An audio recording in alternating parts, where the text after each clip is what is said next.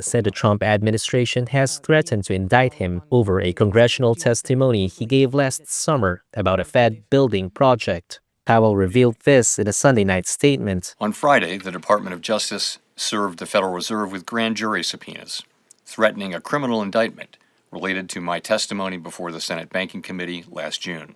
The White House has criticized the Fed's building project in question, the $2.5 billion renovation of two of its buildings. But Powell called it a, quote, pretext to gain more influence over the central bank and monetary policy. This new threat is not about my testimony last June or about the renovation of the Federal Reserve buildings. It is not about Congress's oversight role. Those are pretexts.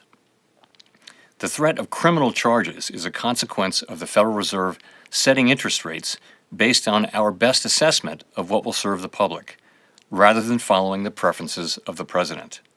Trump has demanded the Fed to cut rates sharply since resuming office in January, blaming its policy for holding back the economy, and has mused about firing Powell. That is, despite the legal protections ostensibly covering the Fed chair from removal. Trump told NBC News Sunday that he had no knowledge of the Justice Department's actions. He added that Powell is, quote, certainly not very good at the Fed and, quote, not very good at building buildings. A Justice Department spokesperson declined to comment on the case, but added that, quote, the Attorney General has instructed her U.S. attorneys to prioritize investigating any abuse of taxpayer dollars.